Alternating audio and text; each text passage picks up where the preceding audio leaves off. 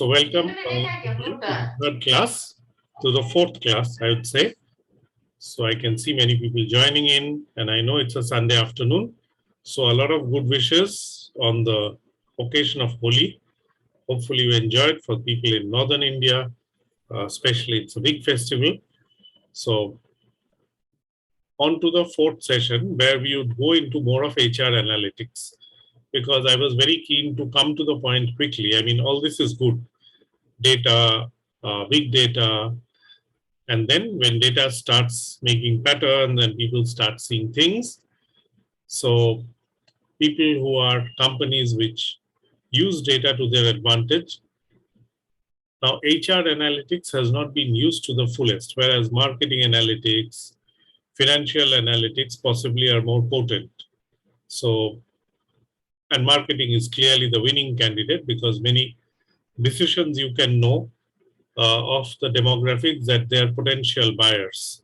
So if one any transaction you can more or less profile a customer or a potential customer. So that has been used, and it has now also being used in poll prediction, in people's behavior. So you can see, uh, I mean, the importance of data need not be, it's now become popular science. You don't need a tutor to tell you. What is important is for us as L&D professionals going forward is how much of this is learning analytics, how much of it is data analytics, I mean into HR, and what as a learning professional should be important for me to grasp and to gather and to apply. Because I always look upon you as people who will use this diploma to further their career.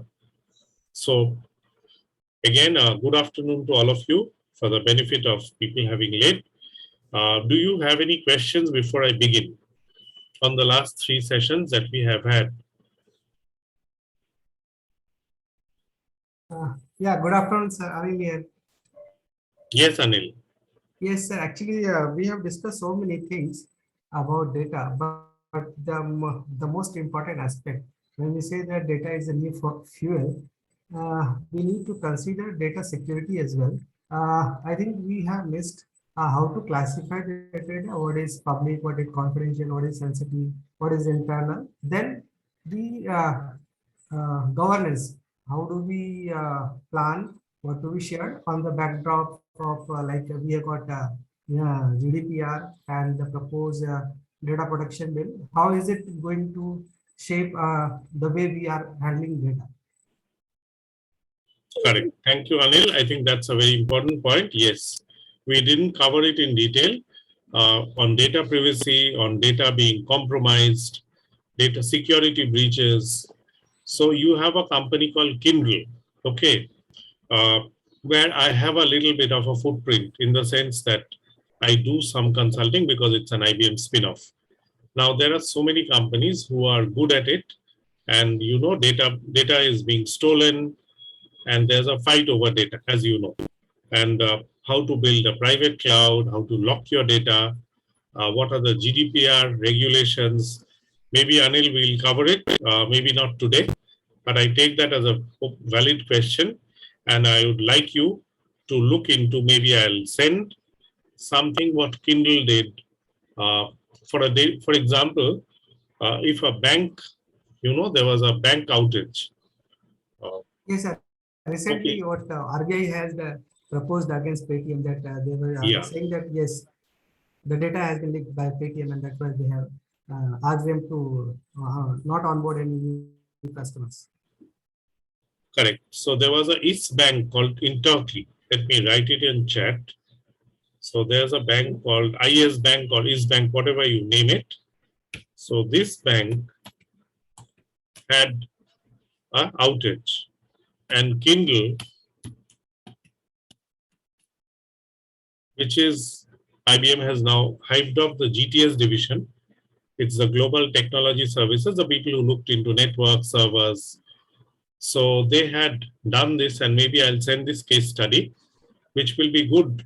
I mean, some amount of information for you on how data security could be breached. Because in a bank, like when we go, and many a times I have faced this, They say there's a link failure. We can't do anything. People who go to, update their passbooks or their entries, they can't at that time. So we have a problem. So Anil, especially if you coming from the banking segment, I think the East Bank case, uh, or they also have uh, many other. I am taking bank as the most potential, the most threatening. Other data, if it's stolen, uh, it's not okay. I mean, people could thieve, but if somebody takes your identity, if there's an outage for 3 hours, which means around, let's say 56,000, or I think the case said that there were around so many missed customers. So people will not come to their bank because India is not so highly competitive. You may not lose so many customers. But in Turkey, it cost them a lot of customers. They had an outage and they had a security breach. So they called Kindle, who put in some fixes in place. So maybe we'll do a little bit of that the next day. Is that okay, Anil? Sir, yeah, sure, sir. Okay, and GDPR is very important. Europe is very stringent about privacy norms, global data privacy regulations. So data cannot be compromised. Uh, how much and who knows? So there are user levels. Some people have know everything, and there is, for example, if you go in for a UAT, how many of you have gone in for a unit acceptance test? For example, something is going live in your area. So, you have to participate in all the bugs. So there are levels of access. Anybody who has an experience in UAT, I think most of you, but yet I ask. Yeah, I have not been part of the UAT test like that, but we have been part of the UAT test where we have given the test to the customers, like alpha, beta, and then logged the bugs and then fixed it and got the feedback from them. Excellent, Jyoti. How are you today? I'm doing good. Thank you, sir. Okay. So when we did this UAT, there was levels of, access given to people. So for example, you're the admin, then you have all the access. You're the super approver. So when we have a unit acceptance test, similarly for data, some people can see all data, some people can see a little bit. I can't see all the fields. Your age, gender, your date in band, the date of employment, how many years you have been in this position, what are your specialities, are you calibrated for a project management or a seller, what is your profession. So, you can actually know everything about a human being or a working guy if you, and HR possibly has that data. Now, this is something I used to see in a UAT, that there are levels of access. So especially, I mean, wherever I have seen in an IT company, as Jyoti has, she's done a UAT. So it's a user acceptance test. Idea is that first you test it within a small pilot. If the test is fine, then you launch or do a go live within a geography or within a boundary. So that is where it becomes important. So data privacy, good discussion, uh, Anil, and maybe we'll do a little bit of data privacy going forward. I think that is very, very important. Anything else that is on top of your mind? Any questions that come to you based on the 3 chapters that you have studied, which is there in your study guide as well as your understanding? I had sent something on Analytics 3.0 by Davenport. Hopefully you got a chance to look into it. So it gives you a point of view from HBR. Now, the problem with HBR is it's slightly lofty.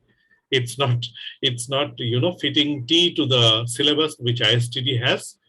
So we have to balance between, the sublime and the mundane. The syllabus is very basic. It talks of data. It talks of big data. It talks of analytics. It talks of HR analytics and goes into L&D analytics. What is important for us? And then, a small wrapper of analytical tools, which we did on the first day, a whole view of the course, and then a revision. So I am now trying to, because we have hit the ball all around the park, and I'm being slightly conservative today, that now is the time, and maybe we have a test on the next Sunday, after the next Sunday. Is that a good idea? a small poll or something, which it will be an MCQ, but at least you will be forced to perform. Is that a good idea?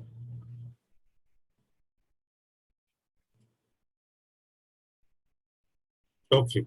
Surendra likes tests. Okay. Jyoti likes tests. Okay. Aruna also likes test. Okay. People in Hyderabad always are looking for. Kamakshi also likes it. I think that is good. Thank you so much for joining in.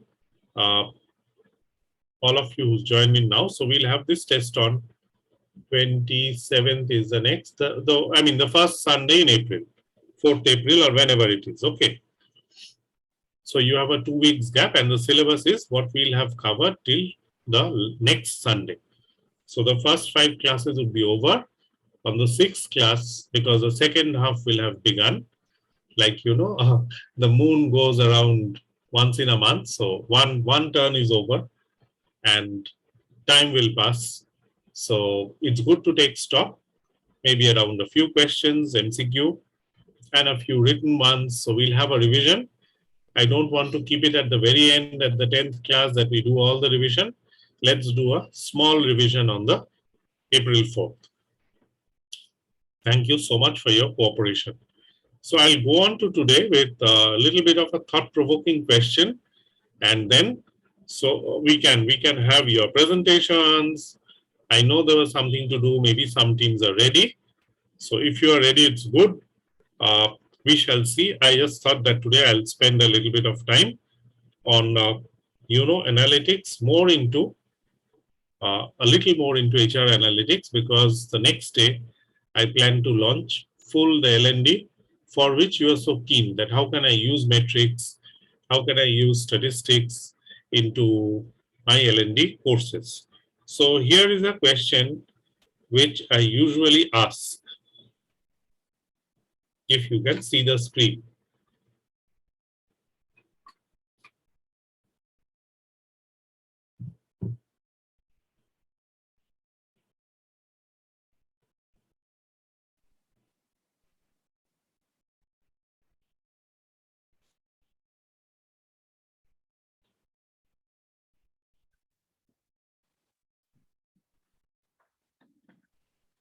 What would be your guess?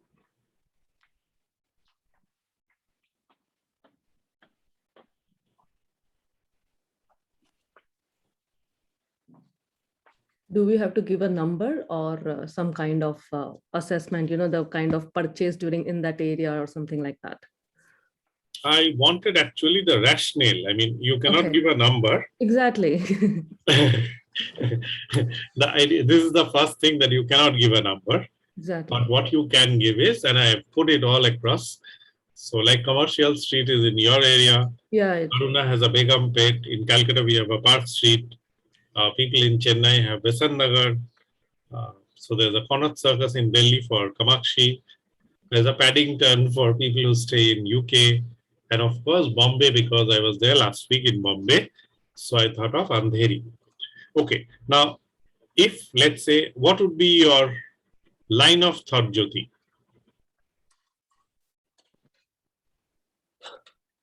Sir, I would have tried to answer it the way Birbal answered Akbar when he asked how many floors are there in Delhi.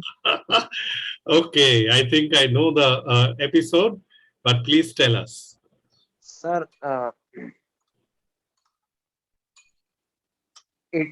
Sir Rajendra here, sir. Yeah, Rajendra. Sir, How it are you depends on today? the. Sir, fine, sir. Tell me.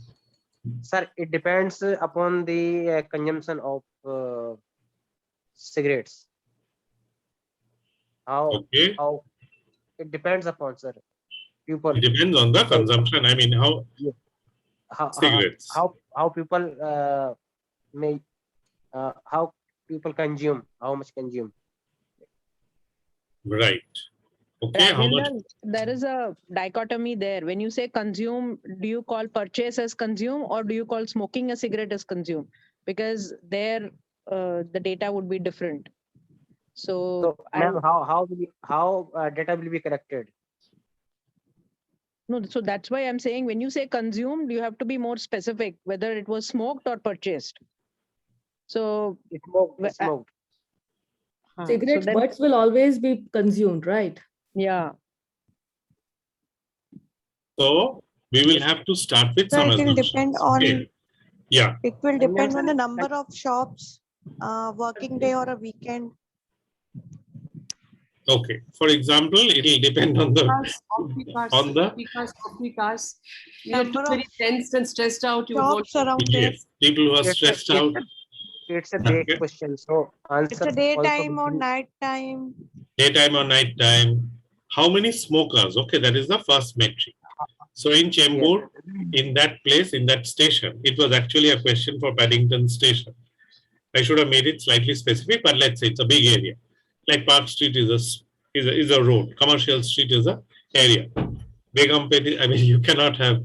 I've put it very wide, but let's say on a station. So first is the number of smokers. Okay, the percentage of people who smoke, time of the day. So what I'm saying is, before we go into a data hunt, we have to go in for many boundary conditions, is it not? You have to put in a lot of boundaries, even if you want to get into a intelligent guess. So for example, you want to give an answer. What would be your answer? Let's say if now I ask you a number at your locality, how many people in a day, how many cigarette butts will you find? And the people who clean the road, they do it daily. But in your area, what would be the amount of number of cigarette butts? Sir, how can it be guess, sir, that how many people are using consume the cigarette? Right. So how many, you cannot give a guess. How many people like that? Aruna said that Akbar Birbal, people who are coming in, traveling Sir, people. if we are choosing a particular locality, then how can I guess that this much of that much of people are using or consume cigarettes? Right. So the metric here is it is about the smokers. How many smokers are there? So you have Yes, to sir. start with some guess. And maybe the people who smoke in Begumpet may not be the only ones who throw their butts in Begumpet. There could be people from, other places, from Mindtree or wherever in Hyderabad, they come in. They come to Begumpet, they have a fag and they throw it away. So it's not only the people, but I'm largely guessing, let's take the population of that area. In that population, how much would be smokers? In that Sir, population, yeah.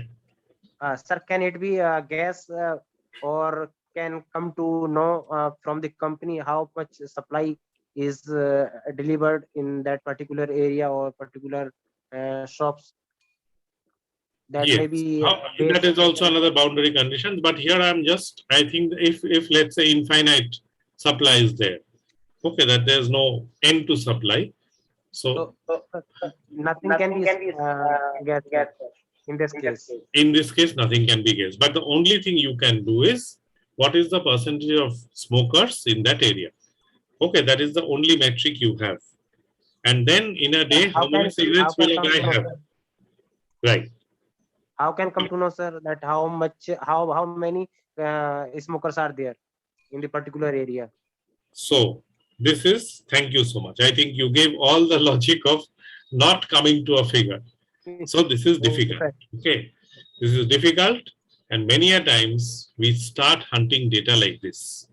So in our consulting world also, people go into data without getting into the first step, which is the business question.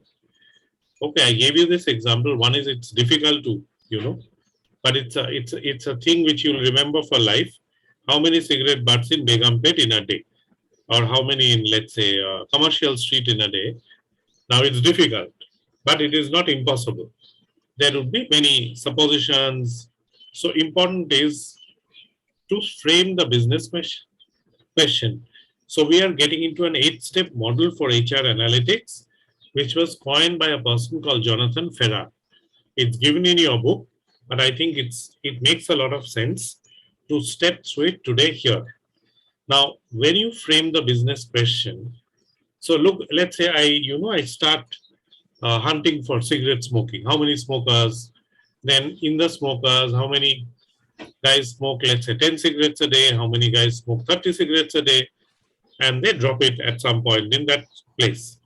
So I'll come to some sort of a number which may be very wide, which may not also be very wide.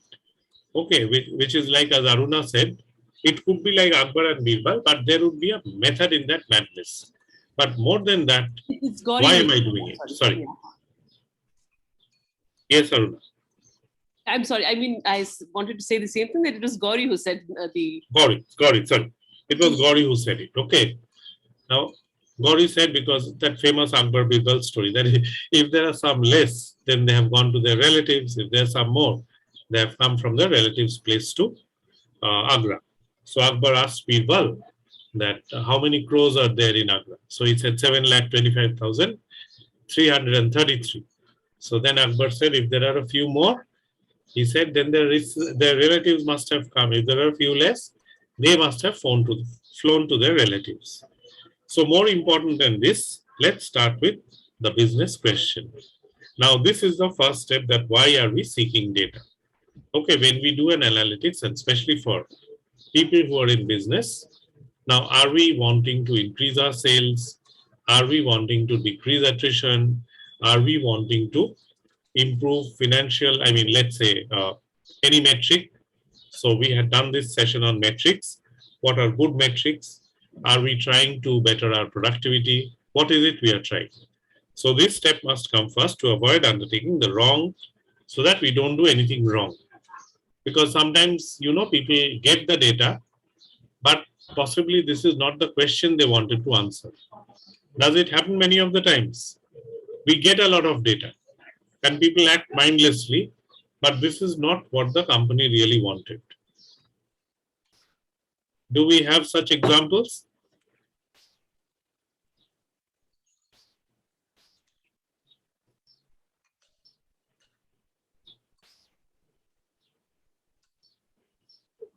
Or let me put it differently. Is this a better way than hunting data in the first place? What is your logic? That is it important to first understand the business question? I think it's always better to understand what before we hunt into how and when kind of things. Absolutely. Okay, so first is, what is it we are trying to do? Second is, we build a hypothesis. Now, this is the hypothesis possibly which Gauri was saying. You give a number. As one of us was saying that it is impossible to give a number, maybe we give a number and this is a hypothesis. So when we write a project report, in our earlier days or even now, if you are writing a project report, you give what is an hypothesis? We say a null hypothesis, okay? So I'd really like to know from you, what is a hypothesis?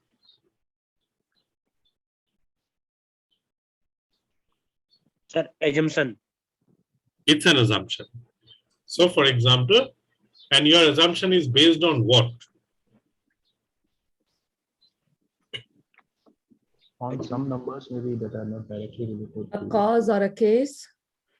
No, from the available data points or sources or logic behind the assumption, and the probability, the various scenario or probabilities of what it could be.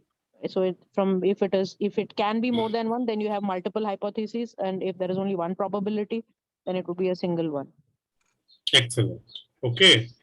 So a hypothesis is a possibility which you may defend, which may not be defended. I mean, if data proves that it's not the way you had thought, then your hypothesis fails.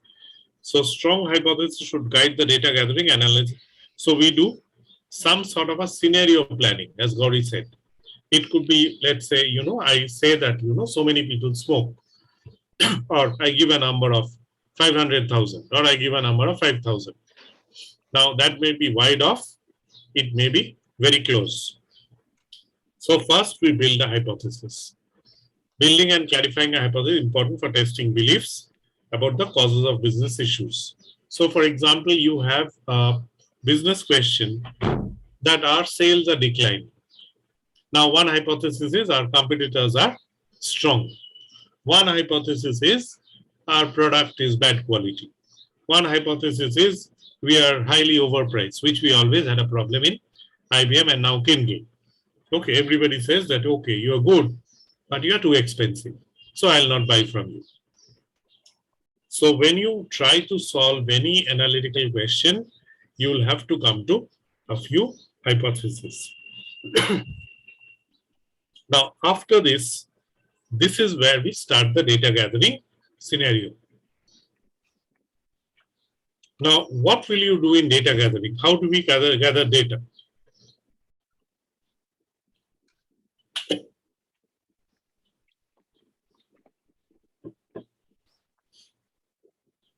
Surveys can be an option.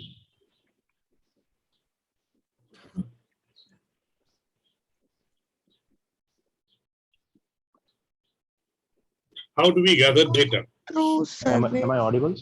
Yeah, Surveys I can be can an hear option. you. Hello. Yeah, I can hear you. Continue. Yes, surveys can be an option, and pre-existing data like general data can also be an option. Like in the case of cigarette butts, how much footfall is there? We can take this as one point, and in general, how many smokers, like how many percentage population are used to smoking, so we can guess a number from there. Right. So you'll have to look into gender. I mean, assuming that males smoke more, so you have to get some sort of a data. Okay. So data gathering is, and we know there are so many ways. I think we did this the first class, so I'm not going over it. But this is where data comes in. If we are discussing analytics, then data comes in at a third place. If we are discussing data would be first. But the moment it's a question of analytics, you're trying to pinpoint what is the cause of failure, why are customers not coming to us, why do we lose out on sales. So therefore, data will now prove that whether your hypothesis of that your quality is bad or you are too pricey or your after sales servicing is not good. All these things will stand the test of time if your data is foolproof. Now we need to conduct the fourth stages. This is where the methodology and statistics are applied to data to test the hypothesis. So you have, let's say I take an hypothesis that my competitors are better than me. And I find that, okay, their prices head to head, when we compare, that given that this is the deliverable, they would give it in a shorter time, they would give it at a lesser price, and possibly they'll have many people. For example, we used to lose out on TCS because TCS can give many people.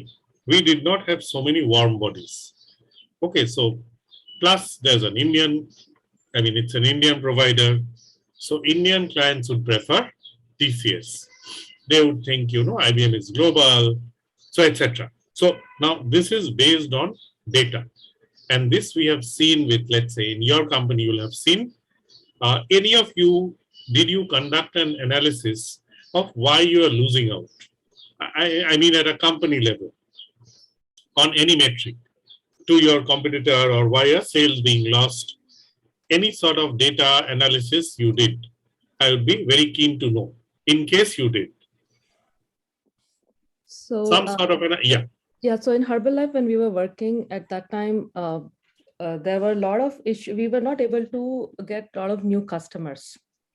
What I mean by new customers is we got that people want to do, but they are not able to do it. So at that time, we did the analysis to understand that people are actually required to have like 12 to 14 steps login, for logging. Before they create the successful logging, there were so many steps involved and it was very difficult for them to do. So after that, we came up with a project saying that we will have like one click or SSO or something like that for them to make their lives easy. Excellent. Thank you, Jyoti. Great example. So you reduce the number of steps and you found that this is a better way. Right. And our audience, our target audience was not technical. So it wasn't right for us to assume that they understand the technology. So we had to create something very easy to understand usability wise as well. Right. So you have to take all the conditions into factor, that these are not technical folks. Correct. So they would not be able to jump through so many 14 hoops. Right. So make life easy for them. Like one of my bosses always say, to get a visa, we had to, and the travel desk, they don't make things easier for you. They'll create in 5 more steps, Yes. so that you have to give, 15 more documents to get your visa. I understand. So, this is a good case study. So any decision, I mean, at the end, at the end, what happened, Jyoti? We actually we reduced the number of steps. We tried reducing the number of steps instead of, some people were confused between email login / phone number login and all. So we actually reduced a lot of steps, and we created SSO because we had multiple applications. So we made sure that person can use one login everywhere across. So we consolidated, and we did a lot of work from the bottom level. We moved it to up, and the steps got reduced, and we were able to have more customers then. Okay, now one question to you. Mm-hmm. So all good. Was there a flip side to this? I mean, was the earlier system much more, did you lose out on anything by doing this? We had a lot of rework to be done because a technical side of thing, the architects had to do a lot of work to make sure that everything moves to the super class and, everything is done. And when I talk about Herbalife system, it is not only for one country, it's across countries. So the system to be going across countries is difficult. And sometimes we have legal and all also comes into picture. So we had to make sure that everything which we are doing is approved by all the countries. So it is a lot of work, but it took a little while, but we got it done. Thank you. Thank you very much for that example, because, I can imagine, and always there's a cost to it, because, yeah, you are doing something which is maybe good, but then you are also giving away certain things which were inherently good. So people think about it, but conducting analysis is important, because otherwise we cannot test the hypothesis. Now, the 5th step is reveal insights. So insights are got. Workforce analysts must cover insights for 2 main reasons. That what is it you get? If analysts only present data without insights, then it's so. What are the inner thoughts that you get? And finally, we go into a recommendation phase, like in this case, that 14 steps went to 7 phases, or maybe, IBM, what they did when they found that their price was high. Now, they cannot, reduce the banding price, because that has too many global implications. That is how the salary is determined, because say for a band 7, this is the cost per hour, $15 per hour. For a band 9, it's $75 per hour. And that is the way our costing is done, which is private. I mean, nobody knows it, but inside IBM, it becomes an open secret. We all know how the billability is done. Now, if let's say somebody tells me that you are high on price, what are the things, what are the levers you have in a service model to, to go down on your cost? What are the things you can do to reduce your cost? Let's say I give you this problem that people are finding me too pricey. So what, as an analytics guy, what are the things in your hand, and you find out that you are priced more than competition. I mean, you are charging people more. Maybe the quality is also the same, or maybe your quality is slightly better because you can give end to end, or you have some other jazz. But what is in your hand to reduce? How can you reduce cost?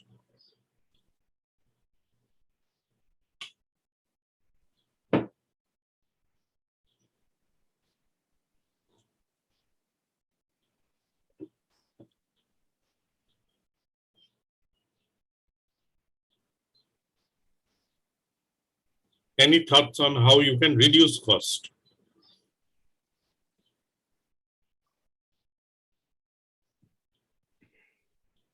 This is the cost of our products or services, right? Services. I'm getting In into case of services because product cost. in Okay, I'll case of come to that later, but let's say ser- service.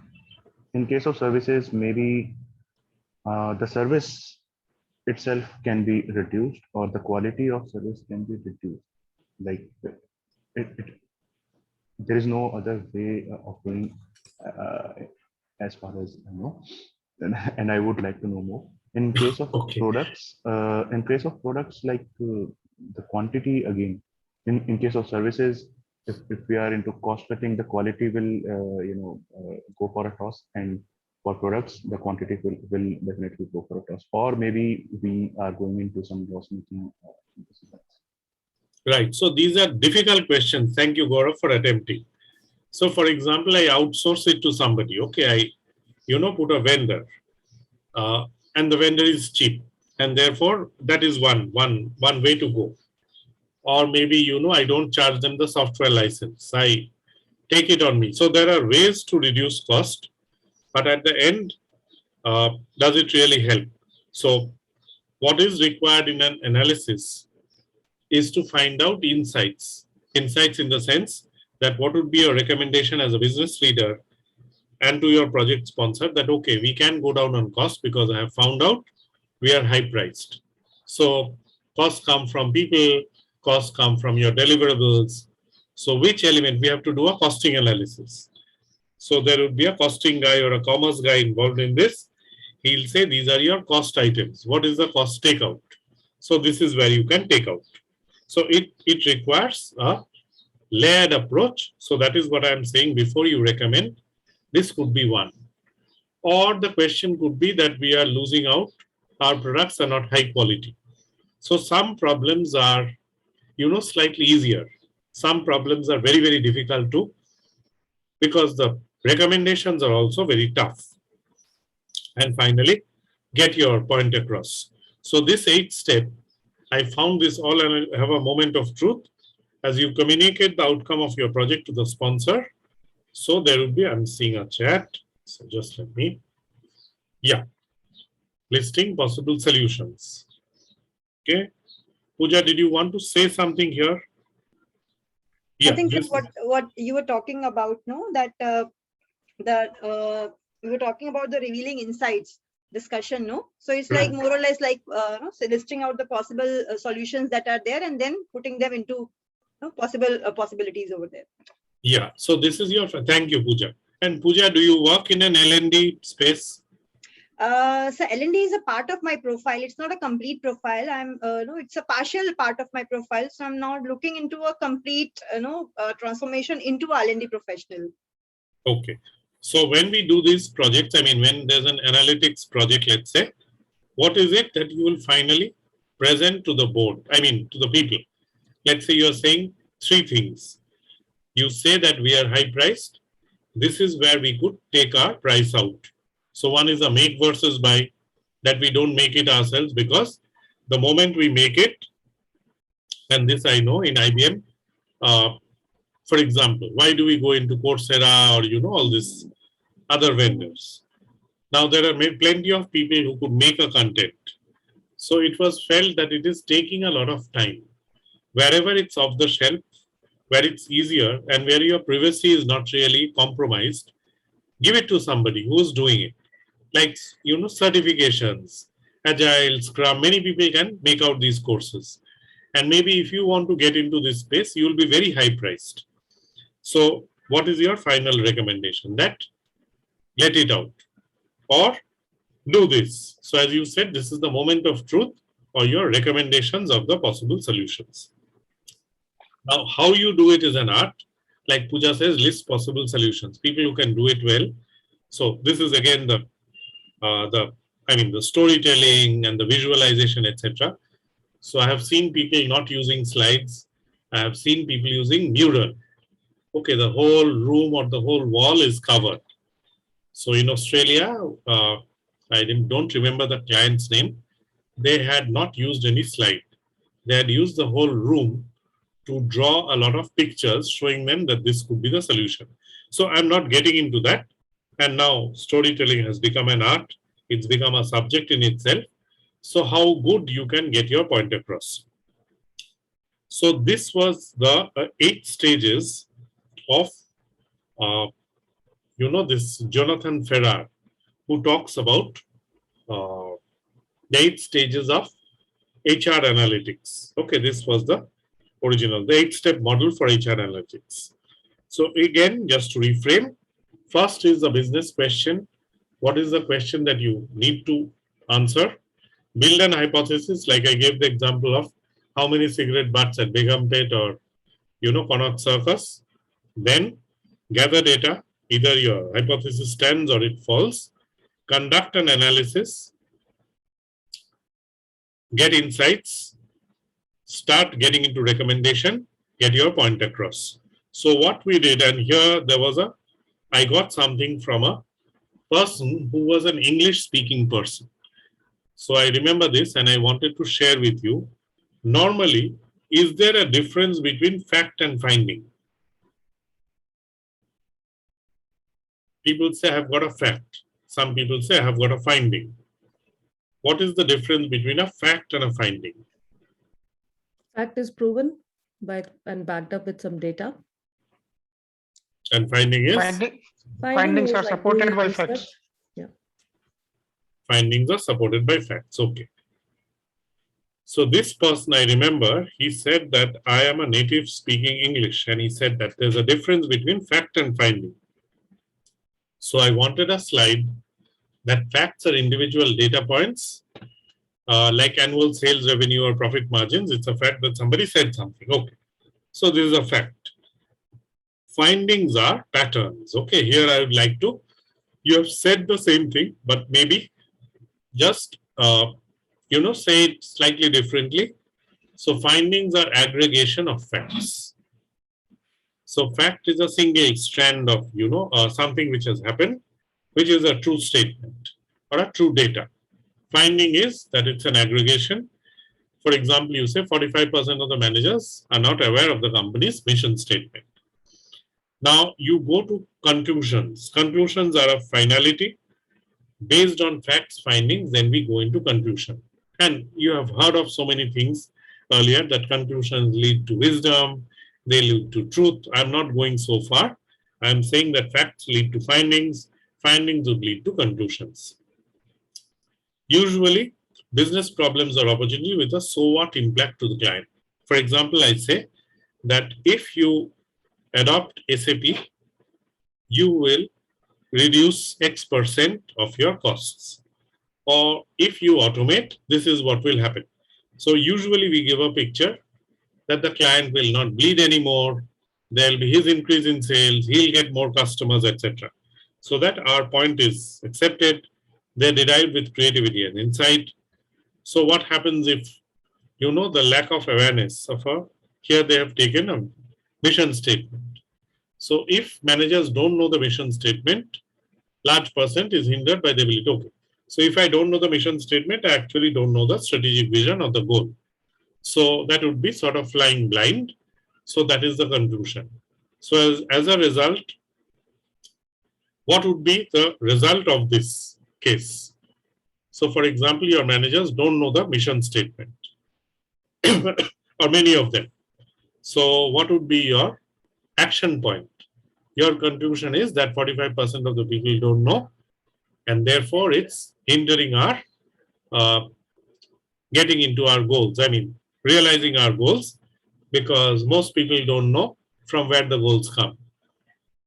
So what could be an action point based on your presentation, which the client will take?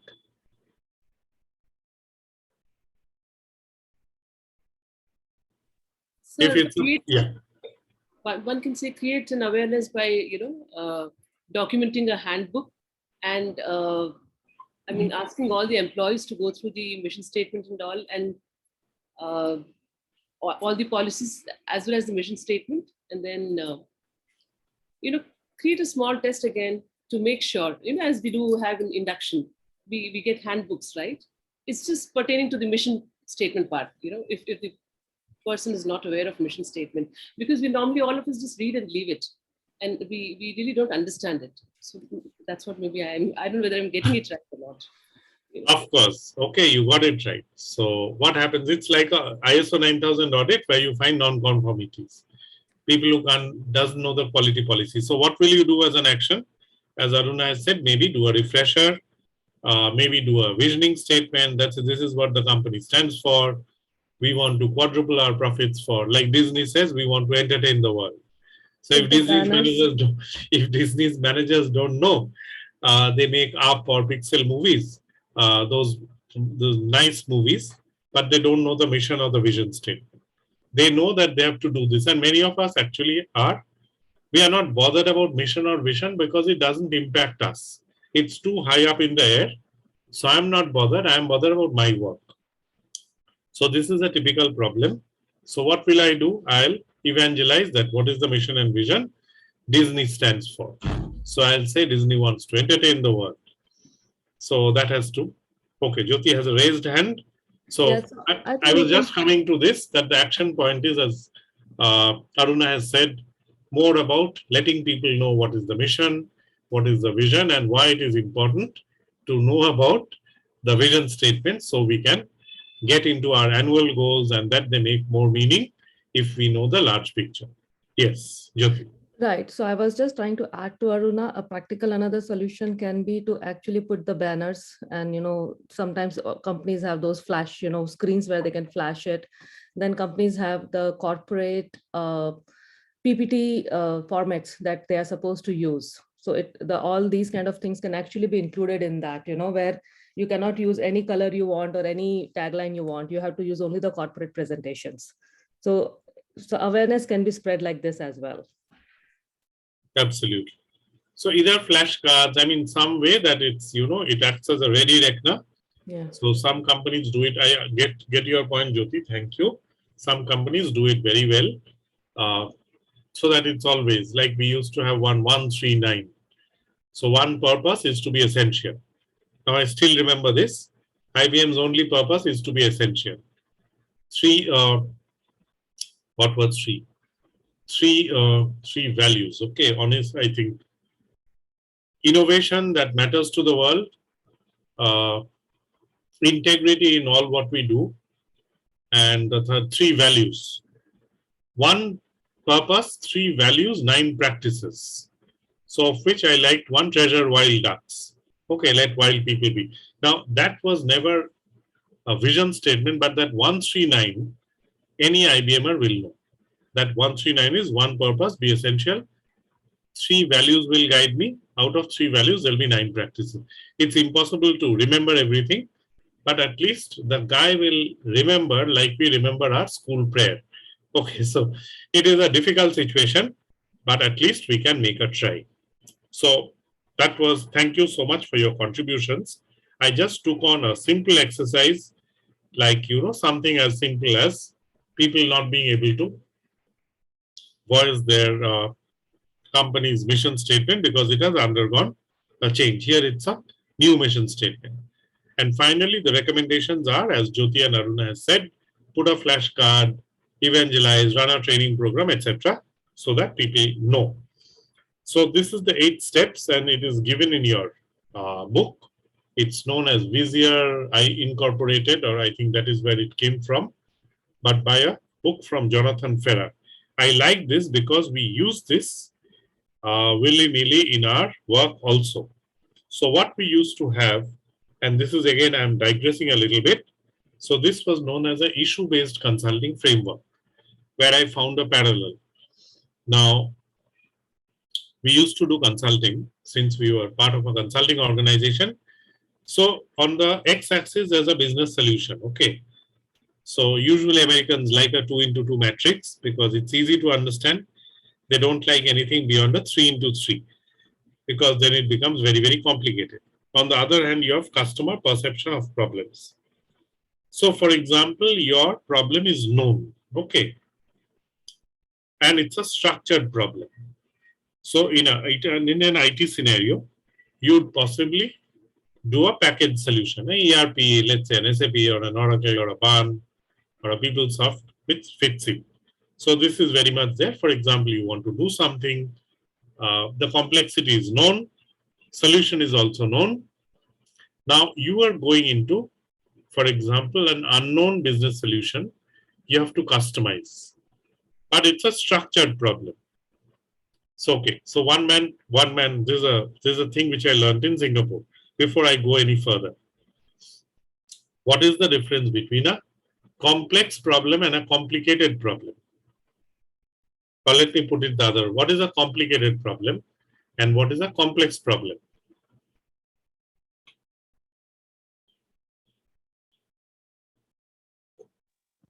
Complicated problem could be one where there are really no solutions, or at least not in its entirety, whereas complex problems have solutions which can be arrived at with a lot of steps or a lot of effort and energy or maybe even resources.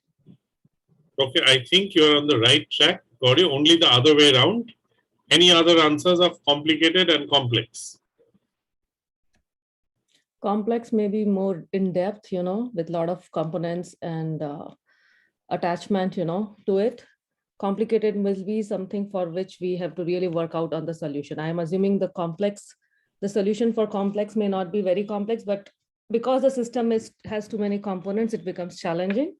But for complicated, it becomes little, I think there may be some case of unknown in complicated than in complex. That's my understanding. Okay. Thank you. So the person who told me this, he said a complicated problem is let's say, an equation like x cube plus, you have x, y, z, 3 unknown variables. So 4xy plus 6xyz square plus is equal to something. So, I mean, not many equations, but it can be done. And a complex problem he said is raising a kid. So I still remember that simile, that to raise a child is a complex problem. A complicated problem is you can get to it, it will take time. But a complex problem is layered. Okay, like raising a child. So I just thought that when I was getting through this slide, I thought that you could get a problem which is unknown, unstructured. So you have a custom software systems integration, or something which is not a package. You'll have to make some customizations. I just have a question, sir. Very sorry. Yes. Yeah. So basically, when it comes to complicated problem or a complex problem, so we are trying to say that for complicated problem there is a solution, right? There is a solution, but the solution would take time. And in case of complex problem, there are many layers. There are many layers. Again, we would arrive at a solution, isn't it? But to that We problem. would arrive at a solution which may not be the only solution. Right. So that is but good. Aruna, yeah. To summarize, I should have summarized. A complicated is you will get one solution which is the correct solution. Right. But for a complex, you will get multiple solutions which may not be the only solution. Thank you, sir. So this was a guy from Singapore who gave me this complex problem and complicated problem. Okay. So I thought I'll share it with you because you are such a good group. Okay. Then we have, okay, this is unstructured where you use issue-based consulting. It says that here issue in consulting means if there's a trouble. So what is the problem which the client is having, which is actually not allowing him to get to his area. For example, I want to have more customers, or I want to increase my sales, or I want to have, let's say, in an L&D that, I want my learning to be more effective. Now, what is preventing you? That is the issue. So that is the term issue is here used as a problem or a hill which you have to climb. So this is known as IBC. And if your business solution is known, and if the problem is unstructured, leading practice, benchmark or, pilfer from other solutions people who have already done, because it's known, but for you it's unstructured. So go by somebody else who did it well. But if it's a blind, your solution is also not known, The customer's perception is also very unstructured. Then go in for an issue-based consulting. So I just For a thought that, doctor, for a doctor, yeah, for a doctor treating COVID-19 comes under this category. absolutely, Surendra. So nice. Which comes under this? I mean, you will put at IBC. Yes, yes. Very good. Such a nice analogy. Do you have a presentation ready today? No, sir, today not made, sir. I Today want not to give made. opportunity to others. Okay. No, that's okay. So he gave a very good. So a doctor and a consultant. The only problem is people change consultants, but people hardly change good doctors. So yeah, that's a great analogy. Absolutely. So issue-based consulting, you are like a doctor because it's not structured, but good. So just keep this framework in mind. Somewhere this might come of use. And we, pretty much what we went through the 8 stages. I was trying to look into an analogy to make it simpler. I mean, that Jonathan Ferrar and your textbook is fine, but I found an analogy in the IBC, issue-based consulting. We used to call it a 5-stage. So again, I mean, this is more of a consulting problem. But again, I mean, if you can map it out to that same analytical problem. So it says the 5 stages, and this is the diagram that we used to use. And this, was very, very useful. So first is define the problem, where it says structure the business question. Some other language, I mean, they use in the book. So I found that this is what is the problem to be solved, or the key question. Now structure the problem, because a problem can be vague. So how do you put it into a format? Many people are good at problem framing. How many of you are good in problem framing? And can you give an example? Let's say there's a problem. How can you put it into a question very well? How many of you tried it? Or any situation that demanded you to, do this. Normally one would not do all this. But let's say you talk of a problem. How good are you in putting it in words and to explain to the other person that this is the problem? I have seen many people are good. I have seen many people are not good. So I'm looking at a good person who can break the problem into pieces, or can express. Any takers? Sir, 4W1H analysis is the good example where we can break the problem and pinpoint. Can you tell me one more time? 4W and 1H. Okay. 4 Ys. Technique we can use. Yeah, 4W like what, where, when, and then H means how it is impacting. Excellent. So with that we can pinpoint the problem. Excellent. Surendra is a good student, as one can make out. Did you come first in class? Yes, sir. I thought as much because you are sharp. Okay. So define the problem. I'll not embarrass you further by asking many more questions, but good contribution. Define the problem. Structure. So structure, many people do 5Y, like you said, 4W. Next is the gather data, okay, which we also found there in the 3rd stage. Then here it's slightly simple. They quickly cut the chase and say synthesize the data. What are the findings and conclusions? And finally, structure the report and bind, which Pooja says, present your solutions. Now, when you present your solutions, it should be like people say, this is one of my bosses gave me this expression that when you do this, you must make a, I'm writing in chat. How many of you have given a killer presentation?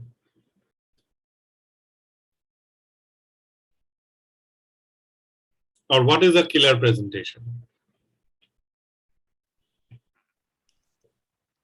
One which gives you the complete picture of the problem as well as recommended solutions, working solutions.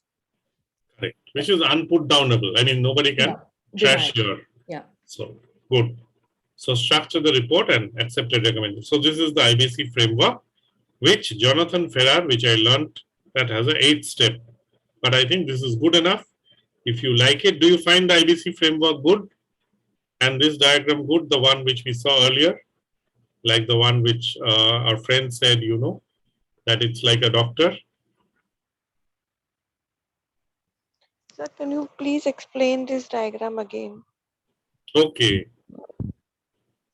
So what I said is that this framework says that on one, if your business solution is unknown, okay, you're trying to do something, and here is the problem. The problem is also structured or unstructured. If you can look at the slide, okay, there are two axes to it. So it's a complex problem, let's say, unstructured problem, and you have a known solution. Okay, so here I'm saying, okay, let me start with the ERP. So you have a known solution, and the problem is also structured. So then you implement a package solution, a ERP or a SAP. Here I'm talking of IT. Okay, you can put it in any other, you know, domain. Archana, is that okay, this part? Yes, sir, understood now. Okay. So just look at the two axes and it's, I mean, self-explanatory. If it's a known, then put a ERP. I mean, for example, you know, I want to do something in my manufacturing. I want to automate all my systems. I don't want any manual intervention. So it's a structured problem. So you adopt a ERP. Maybe you put a SAP materials management or SAP FICO. Now, if the problem is unknown, but the problem is structured, but your solution is not as you know, as standardized as an ERP, you have to customize. So we go into the left, the one which is bottom, custom software. So you put in, you know, you have your coders, you do some extra work, and you retrofit the solution to fit in what the customer wants. If the problem is unstructured and the solution is also unknown, that is the space where we want analytics to come in, or issue-based consulting, or as Surendra said, about a doctor and a COVID patient. Clear? Now I have. Thank you, sir.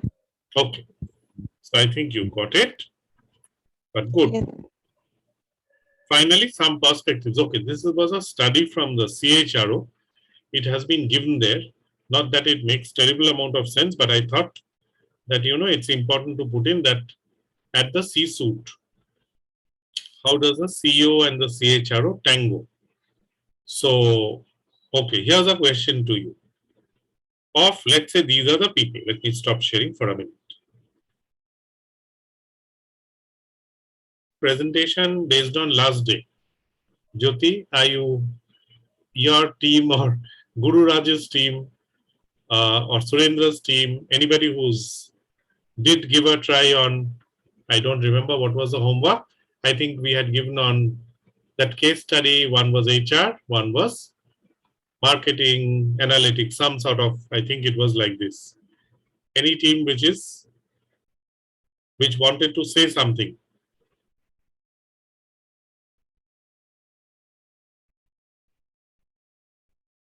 Or you didn't get a chance to really, or we missed 1 week in between, so that was a big gap.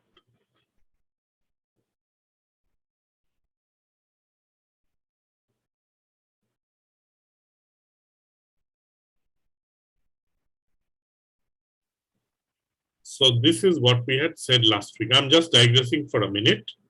Okay, this was the thing which was told to be done. Do you remember? I didn't cover this in great detail. And last day the presentations went on so long. So, I mean, it went on for a while. And so we couldn't come to this, you know, this activity. It was there in the slide. And since I didn't call it out, so is this something that you can pack it today as a homework?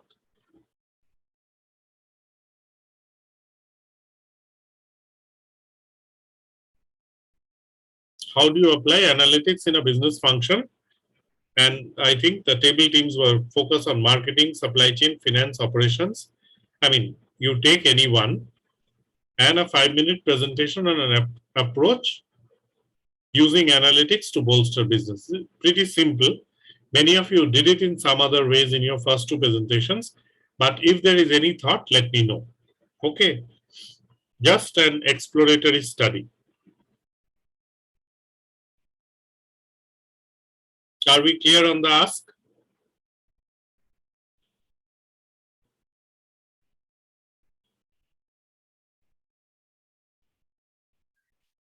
No, can you please repeat it once? So what I had said, I mean, normally we had done these activities earlier, breaking them into 4 groups. So today we are 19 people. So you choose your group. Today I'll not, do a breakout or something.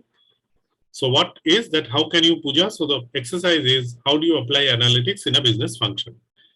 Now in business, we have taken supply chain, finance, operations, HR, marketing to be functions.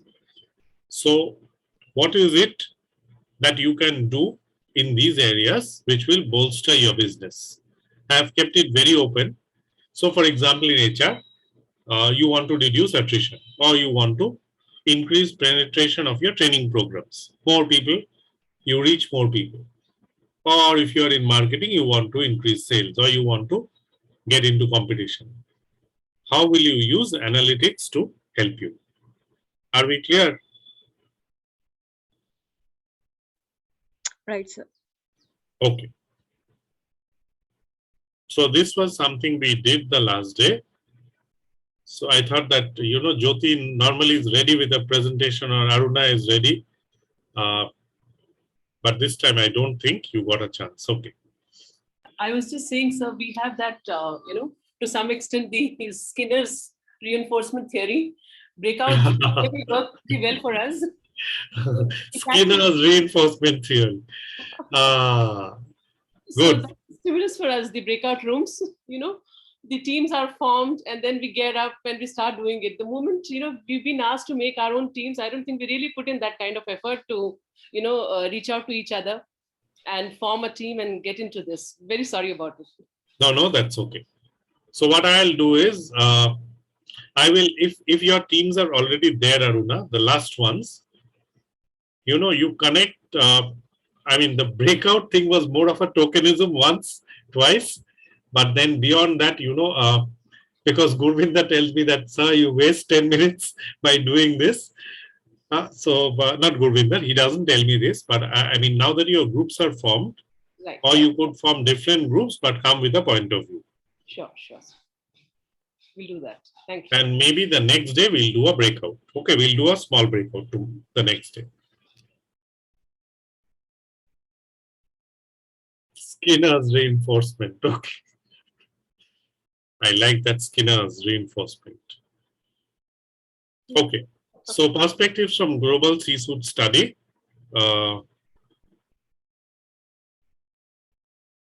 Okay, let's do like this. Let me cover this and then we'll have some time. You have a class at 5 o'clock, is it?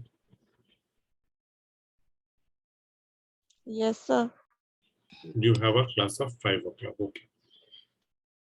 Okay, so this was about people who are resisting change. So again, I mean, they did a study. So organization and employee inertia impedes transformation, 34% people. Slow to launch new products, 20%. So not that it is very related with our thing, but it gives a broad canvas. So here it's important, the CHRO, okay, here's a question for you. Of the people who will be the CEO, between the CEO, CMO, CFO, CTO, CDO, let's say Chief Digital Experience Officer or whatever, who is the most likely candidate to become the CEO? The marketing guy, the finance guy, the HR guy, the operations guy. What does your gut feel says, or what does your experience say?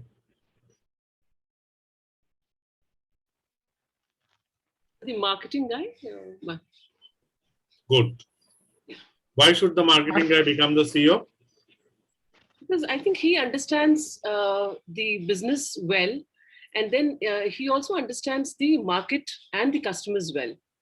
And he acts as a bridge between his own, organization as well as the outside market and the internal factors is what I feel. Okay, great. Now, reality is the CFO possibly is more because he deals with the board and the stakeholders and he meets with the shareholders and he is in continuous conduit. He would be between him and the CMO, either of the two will become the CEO. Okay, so I give you a new perspective. Why should a CFO become a CEO? But a small question, sir, here. I have heard, it's not that it's purely from, a lot of people that have heard that we have IM marketing guys and all, who work with Unilevers and all, and bigger companies, at corporate level, end up becoming the successful CEOs of many organizations. So is that true, sir? Is my whole basis was, No, your basis is very right. I'm not challenging it. No, I'm sorry, I don't mean that, yeah. No, your that marketing guy definitely stands a chance because he is a conduit to the outside world. He knows the clients. He is a powerful man. So definitely, he would be, for example, in our case, Sam Palmisano, he was the marketing guy. So they have the flamboyance, they have the flair, they're known to the world. Right. What I'm saying is the CFO, because he deals with shareholders, and because if it's a listed company, he would know how the wheels work. Between them, there would be a competition. That is all what I'm saying. Right, sure. Okay, but good. So the CHRO is coming, So, his place is much below because a CEO also has a chance because he knows the company. So in this slide, it's showing that 49% of what the CHRO thinks, CEOs are calibrated. So CHROs, let's say, think 63%, but the CEO only supports him 49%. I found this slide to be, slightly, it was revealing. So I thought that I'll share it with you. Okay, technical skills alone are not enough. So this was one finding. What is STEM? Technical code capabilities for STEM. Many of us hear this term, but I just wanted to, message this to you today. If you look at the 61% on the right-hand side, we see a term called STEM. What is STEM?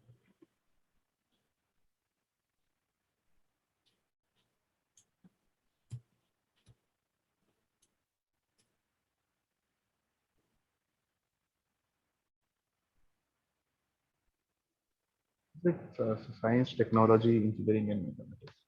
Excellent. Okay. So I would wish science, technology, engineering, and maths, if you can see this movie,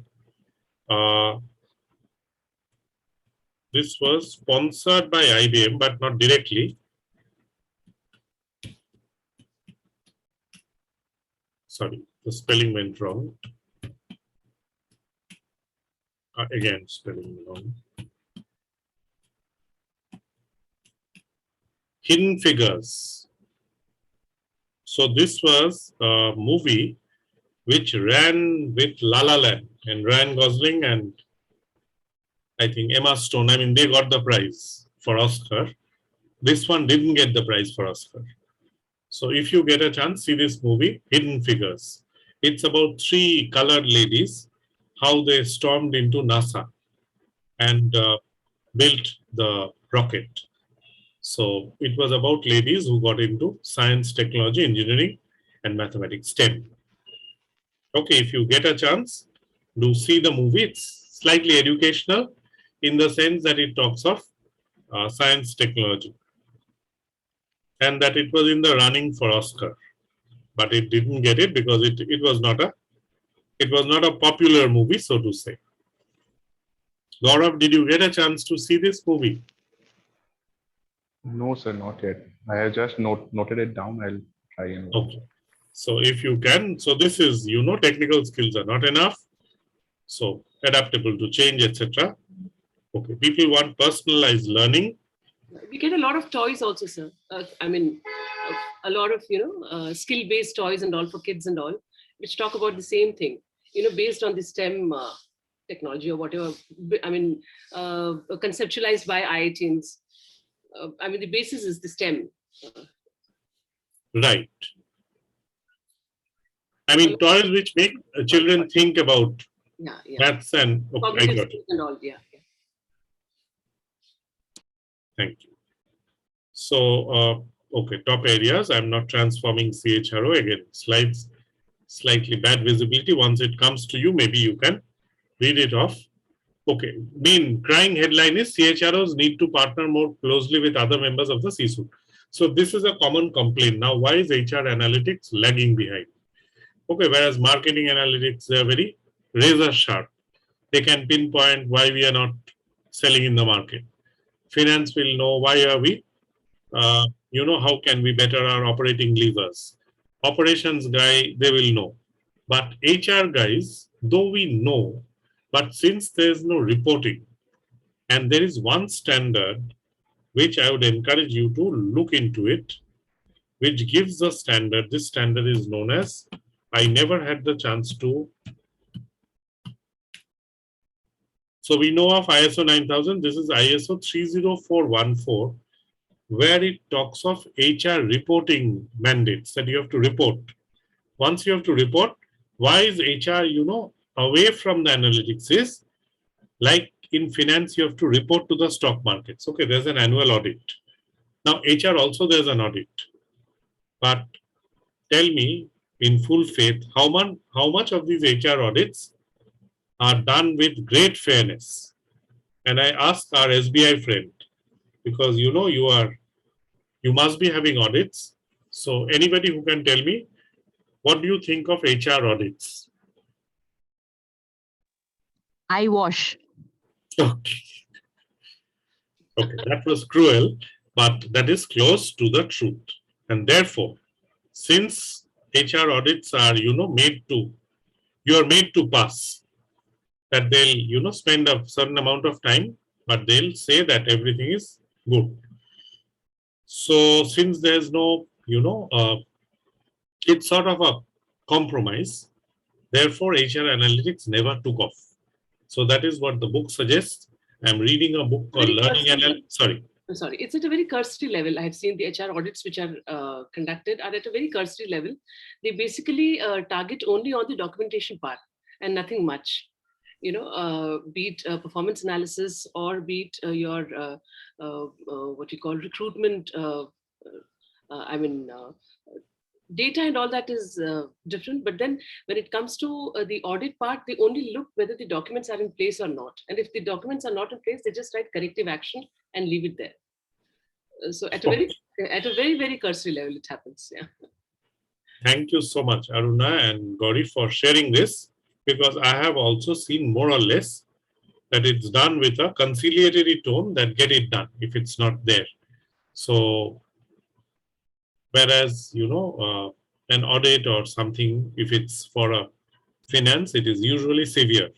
I mean, you'll have to take cognizance, so it will not be an eyewash. Therefore, possibly HR analytics took a backseat.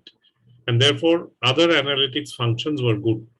And I gave you that exercise. If you can just, I'll spend a few minutes as we close. Okay. So talent analytics is here. Targeted capabilities that are transforming organizations. Now, because of there's so much of, buzz going on, and it's difficult because one is you are getting into the area of human capital management. I think apart from Infosys, nobody declares that human assets are so many dollars or rupees. So it's difficult. Now people have started, but there is no accounting so far as HR is concerned. Not anymore. Now things are changing. So this is one area which I would like you to think about. That what about workforce planning? What about when you're recruiting people? What about talent management? And always we do it as a matter of project, as a matter that this has come our way, we need people, so let's hire. But strategic, if you tell me, very, very few companies. For example, in IBM, I'm told when they take a person, they actually take him for 12 years.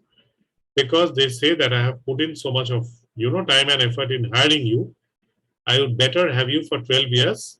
It's sort of an investment, strategic HR. If you leave me before that, it's your wish. I mean, it's an open world, but this is not told to anybody in the company. So I look at 4 areas like planning, acquisition, talent, and HR operations, where we can use analytics. And okay, this is where it goes from predictive modeling or to a cognitive HR. And here are the questions. I think the business questions here are important. So, for example, what is the most cost-effective recruiting source? If you look at the yellow hinted ones, so project, manage process, and if you look at the questions in green below, how is our hiring profile related to our growth objectives? So, for example, you are taking in people who will not stick on too long. Okay, So there are ages when people stick on. If you take a 20-year-old, chances that he or she will leave. If you are taking in a 40-year-old, chances that the guy will stick because possibly this is the last change. So what is it we are doing? What is our most important job family? Do we have the right? Okay, this is again a big question. Career velocity, the fourth question. How fast do people track up? So what I would expect you to do and to think, do we take on these questions? And we'll finally come to training, but I really wanted you to think about HR as a discipline. And when I say HR about discipline, let's take workforce planning, talent recruitment. We have not gone to training. Training we'll do separately. We have just taken HR operations. So I wanted, and training stages we know, we'll come to that the next day. That training is about needs assessment. It's about a program design, which you have already learned in your earlier classes. It's about deployment, and finally, does the training meet the mark? So we used to have a learning management system. I'm not getting into it. Maybe we can do a little bit of discussion the next day because I know you have a class coming up. So I'll not crowd you anymore. So any LMS, many of you have used an LMS or are creating one or doing something. So this was one LMS which we did. And there I had to do a lot of reporting. So there are decisional reports, there are operational reports, which we used to have to do. So this is just for a FYI, but this was a shot of this was my work. I mean, to churn out these Cognos reports. Cognos has now changed. They use a different tool. Okay. Now, what is your activity for today? And what is the time now? 4:26. Okay.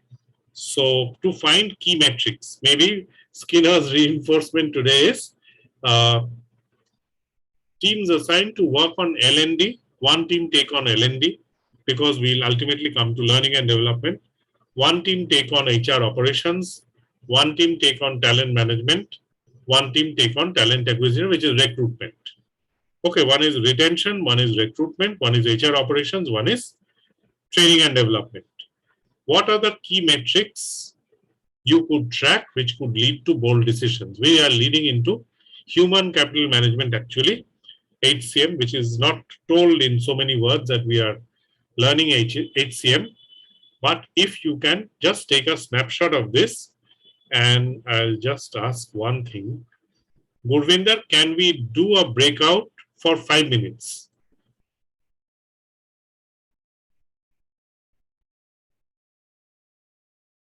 Or do you want me to do it? I have a breakout with me.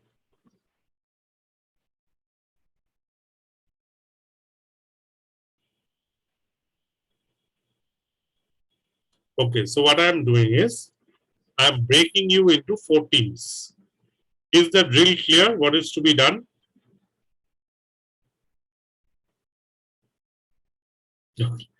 Never quit. So, and I believe that none of the teams, because of Skinner's thing, we didn't do the last day's work, but let's forget it. Let's do today's work. Okay. Any questions you have on the basic? If you can just take a screenshot, that would help.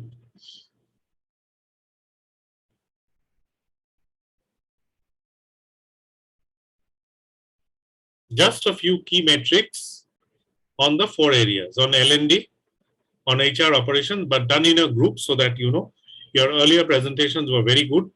So I just wanted a little bit of an output from you the next day on L&D, on HR operations, on talent, or just let's say people retention and people recruitment. And finally, what I want is some key metrics which you could track and that could lead to bold decisions. Are we clear on what is to be done? Yes, sir. Okay. If it is, I will, Gurvinda, are you there? Okay, or let me just break up into 4 rooms. I am creating 4 rooms. Just have a 5-minute huddle and come back. Create 4 rooms. Let participants choose room. Okay.